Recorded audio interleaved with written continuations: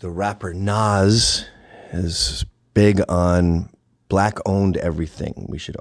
Blacks should only buy from black businesses. My experience has been black businesses tend to be ice cream, popcorn, and hair products. There's not a lot of black-owned construction companies that do road work. There's not a lot of black-owned HVAC. Tends to be more like lemonade stand levels. There's not a lot of black banks. Okay, well, let's try it. Well, let's go to 3-5 and see how that's working out. South Africa's first black bank collapses after being looted by owners. And if you recall last week, we had a African politician saying corruption is okay if it involves him. If it doesn't, then it's wrong. At least he's honest. VBS Mutual Bank, lauded as the first bank in South Africa to be totally owned and managed by Africans, has collapsed after its owners stole all the cash and bribed government and local government officials into depositing the money in the operation. That doesn't make any sense. An official inquiry set up by the South African Reserve Bank has found. So that's the end of that. That did not work out. I would like to do a thing and a thing here, which is the head of your penis if you're not circumcised. And just dip our toes back into terrible black female politicians. Can we do that? I guess we could. Still racism, although we get a different background, so I'm kind of cheating. And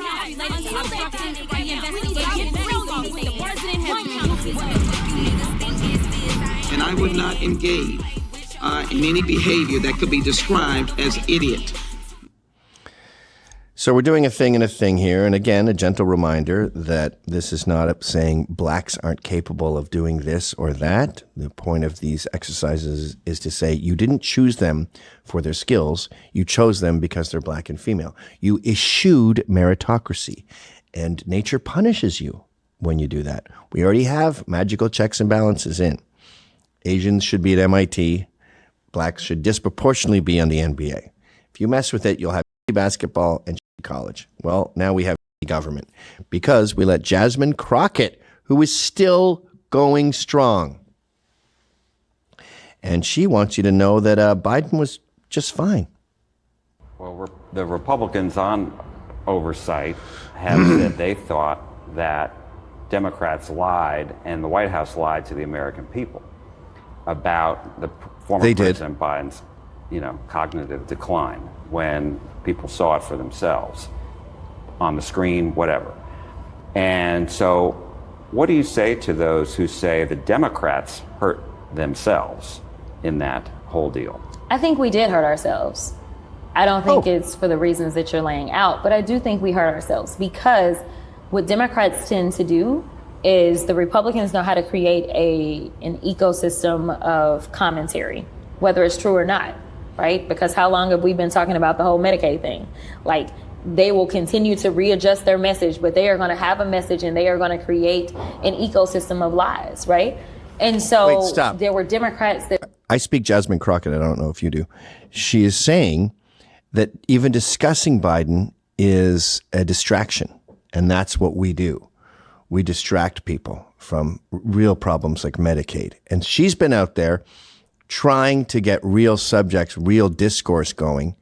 And we keep bamboozling her and the media with irrelevant shit, like the fact that, all right, we had a president with no brain. Okay. They fell for it, and we became divided. And that is how it led to this kind of unprecedented moment of Joe Biden stepping down and Kamala Harris running. And so I think that people should have just stuck to their guns about what it is that they knew. Now, obviously, it's not like I've known Joe Biden my whole life, because I haven't.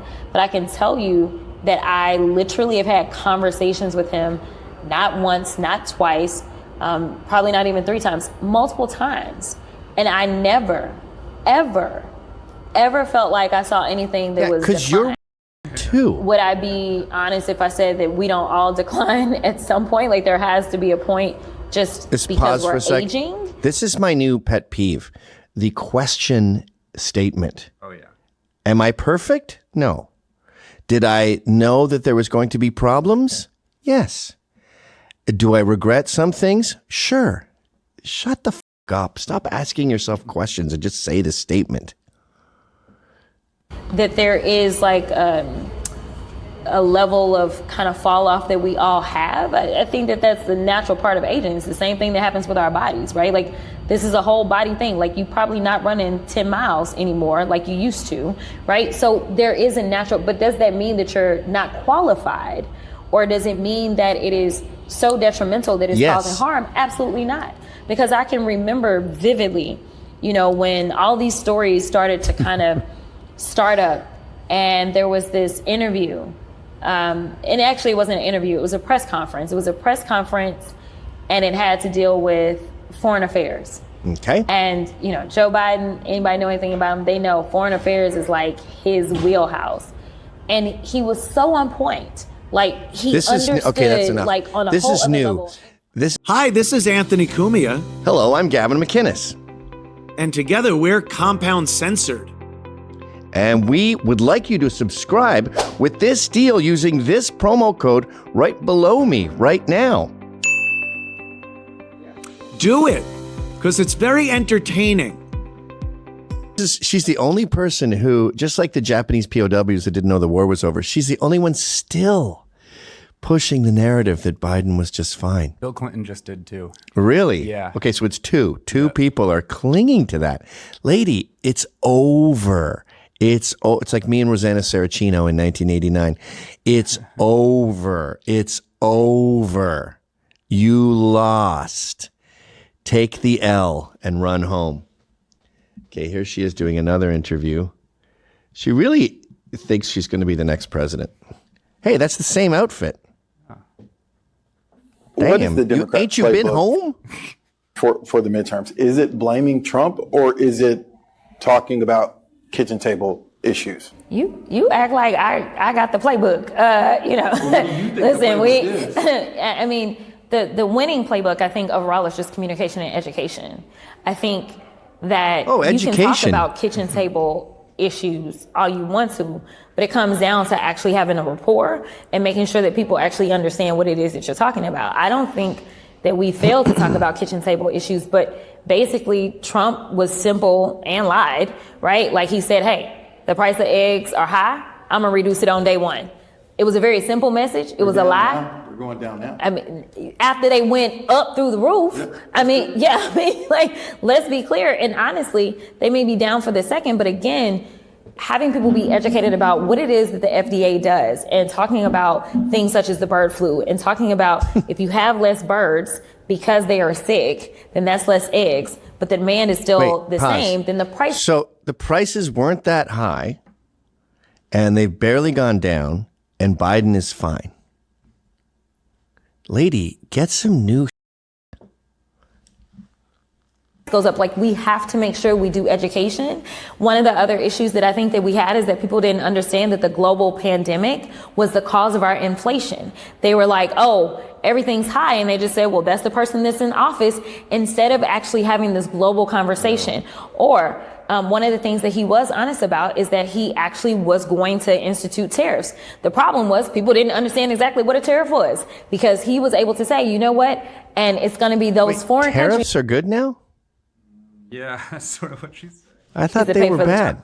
tariffs. So everybody's like, all right, cool. Like, but that's not the case. And so I think that our win is in the education. I think it is why I place an emphasis on making sure that we can do things such as our teletown halls, why I place an emphasis on coming in and having an actual dialogue shut up. with my Let's power through a bunch of these, because we always only take a tiny chip out of this insane subject, and I have 17 pages here. Muriel Bowser. She took a bribe. We may have covered this, actually. We did this one. Okay. So that's the end of the updates. Let's go to some new ones, like Arlassa Davis. She's a perfect example. She and a whole army of cronies. What, is it not there? No, it is. No, I'm just taking a look at the picture of her. I had to say, holy shit. No. Her entire army stole $30 million. And her army includes Michael Kehoe, Mohammed Nawafla, Omar Al-Rawazada, Gamal Obeid, Imad Al-Rawazada, and of course, Arlasa Davis, and they're charged with conspiracy to steal government funds to misappropriate U.S. Department of Agricultural benefits. So together, they all stole $30 million. Betrayed the public trust, they say. The defense allegedly defrauded the U.S. Department of Agriculture food stamps. The scam involving a USDA employee reportedly amassed over 66 million transactions through the use of unauthorized EBT terminals at retail locations and with the assistance of fraudulent codes provided by the employee to redeem SNAP uses at stores.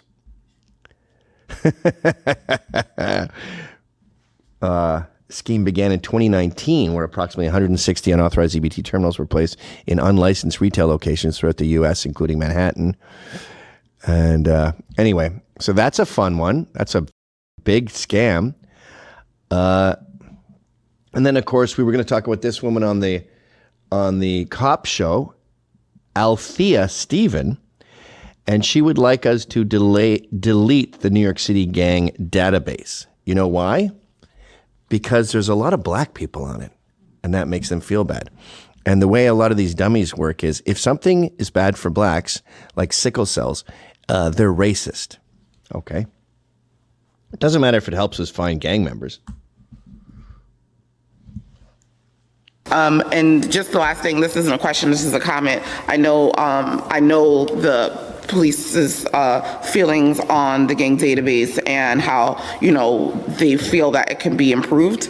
I'm just always gonna stand on the side of things cannot be fixed when it already comes with a broken system. A broken clock could be right twice a day, and things like that just have to go because it stemmed from racism. And I know that you feel very differently, but that's just not going to change it. And I know it's in your testimony. I was not going to bring it up, but because you brought it up, I'm going to bring it up. And so I know we have conversations coming up to talk about.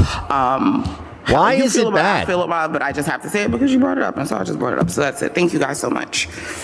What an imbecile. All right, let's check in on some Browns. We have Tijana Brown, and her pastor is standing by her. What did she do? Well, she had some recent wire fraud charges, unfortunately. In Charlotte, alongside her daughters, all three of them were indicted this month, and this month, by the way, it's May. An alleged scheme to fraudulently obtain loans during the COVID pandemic. Boy, they really did well in the COVID pandemic. Brown and her two daughters each pleaded not guilty, blah, blah, blah. How much did they wire fraud? According to the U.S. Attorney's Office, Brown used the money for a number of expenses not related to a business, including spending $15,000 on a birthday party for herself. Okay, let's play a bit of that, I guess. Charlotte City Councilwoman Tijana Brown is maintaining her innocence.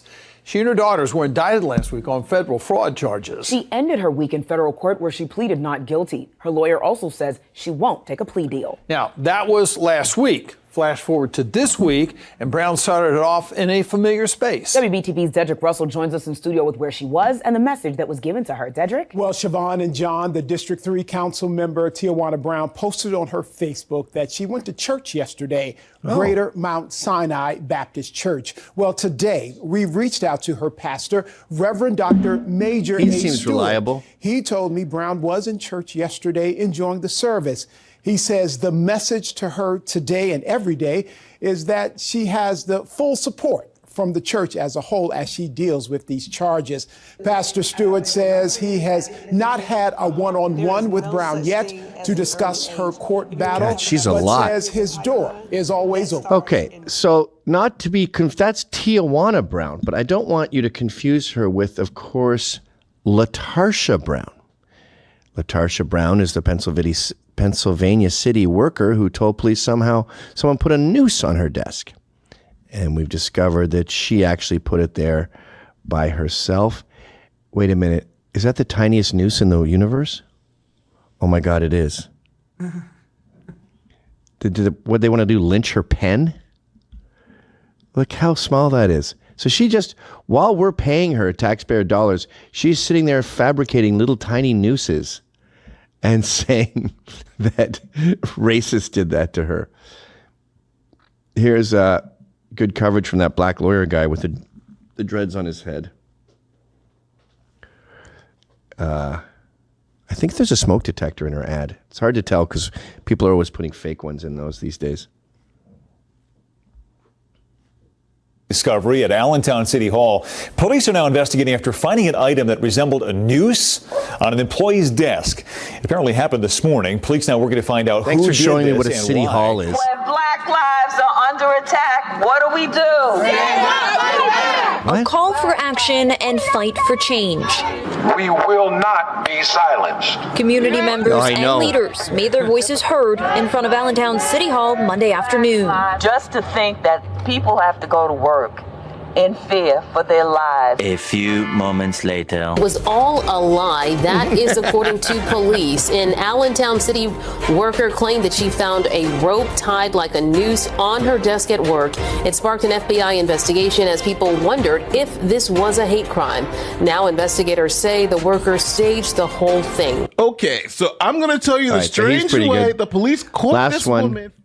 This one might have the smoke detector. I mean, we get example exhaustion with these, so we can only do a few at a time. But I swear to God, I could do a 3-hour marathon on these examples.